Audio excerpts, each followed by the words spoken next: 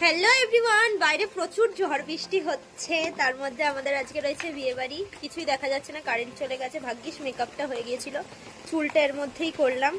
যাই হোক, বিয়ে বাড়ি তো ছাড়া যাবে না। প্রায় বেজে গেছে 10টা। এখন আমরা বেরাচ্ছি, টোটো আসছে, যে কোনো ভাবে যাচ্ছি, গিয়ে দেখা করছি। তো ফাইনালি আমাদের টোটো চলে এসছে আর আমরা টোটোতে উঠে পড়েছি। এবার রওনা হই, দেখি কতদূর কি করতে পারি। চলে তো আসতে হবে তাড়াতাড়ি, তাও কিছু ফটো ক্লিক করব, খাবো কম, ভিডিও করব। মাদের দেখাই দাঁড়ো, এটা তো আমরা দুজন। এই যে কাকিমা, মা, এত সুন্দর সেজে ম্যাচাকার হয়ে যাচ্ছে। বিয়ে বাড়ি যাচ্ছি গাইজ, আমরা বিয়ে বাড়ি। এই জলের মধ্যে সমুদ্র পার করে, 7 সমুদ্র, সামনে সমুদ্র গাইজ, জলে জল। দাদা পেছনে জিএল থাকতে পারে না, আস্তে আস্তে আস্তে চলে এসেছি বিয়ে বাড়ি।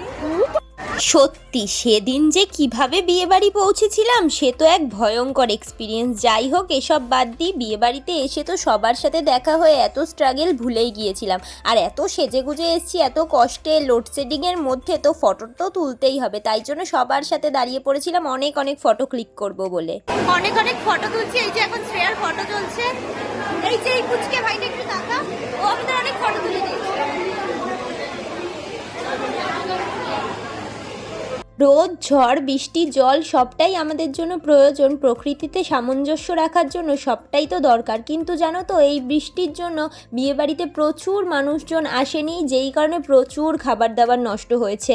আর এইসব কথা বাদ দিই, চলো খাওয়া দাওয়ায় কাজ করি। যেহেতু বিয়ের দিন, মানে যেদিন বিয়ে হয়েছিল সেদিনকে অত বেশি আমি খেতে পারিনি, তার কারণ স্টার্টার খেয়েই পেট ভরে নিয়েছিলাম। তাই রিসেপশন ছিল যেহেতু আজ, তাই আমি ঠিক করেই রেখেছিলাম যে এত বেশি স্টার্টার খাবো না, অল্প স্টার্টার খাবো আর পেট ভরে মেন কোর্স খাবো। তাই জন্য প্রথমেই অল্প কয়েকটা ওই 3 থেকে 4টে ফুচকা খেয়েছিলাম। আর এখন খাচ্ছি চিকেন পকোড়া, ভেজ পকোড়া সবটাই। প্রত্যেকটা পকোড়াই বেশ টেস্টি হয়েছিল খেতে, কিন্তু আমার বেশি ভালো লেগেছিল ভেজ পকোড়াটা। যদিও আমি নন ভেজ লাভার, তাও আমার কাছে জল চেয়েছি। আমি জানি 1 ঘন্টা পর হলেও বাবা জল দেবে। এই যে কাকা বসে আছে,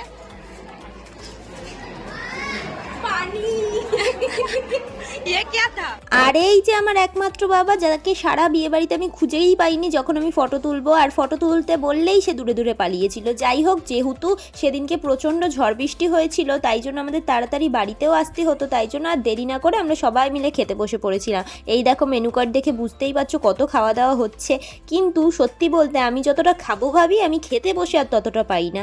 আর প্রথমেই পাতে পড়ে গিয়েছিল ডিমের ডেভিল। ডিমের ডেভিলটা খেতে বেশ ভালো হয়েছিল। আর ডিমের ডেভিলের সাথে সস স্যালাড থাকলে সত্যিই আর কিছু লাগে না।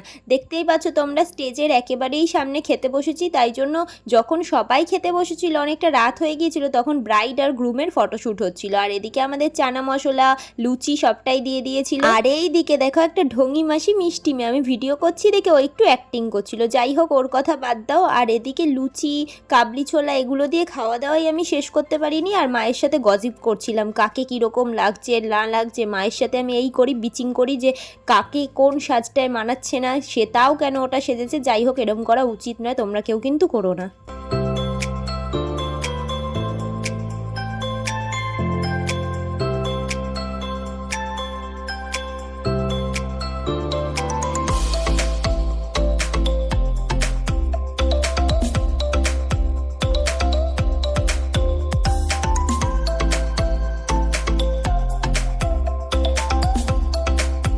জানো তো, খেতে আমি খুব ভালোবাসি। খুব বেশি না খেলেও ভাজা পোড়া জিনিসটা আমার খুব প্রিয়। এদিকে খেতে বসে খাওয়া দাওয়া করছি আর মনে মনে ভাবছি, আমি যদি এত খেতে থাকি তাহলে কিভাবে আমি রোগা হব। আর এদিকে দিয়ে গেছে লেগ পিস, যেটা তো আমার খুব প্রিয়। লেগ পিস তো আমি ছাড়তেই পারি না। সব কিছু দিয়ে খাওয়া দাওয়া শেষ করে শেষে কর্নেটো নিয়ে সবাইকে টাটা বাই বাই বলে বাড়ির দিকে রওনা হলাম। চলো আজকের মতো টাটা। ভিডিওটা ভালো লাগলে অবশ্যই লাইক করে একটা কমেন্ট করে দিও। আর অবশ্যই কিন্তু চ্যানেলটা সাবস্ক্রাইব করে নোটিফিকেশন বেল টিপে দিও। টাটা বাই বাই, দেখা হচ্ছে পরবর্তী ব্লগে।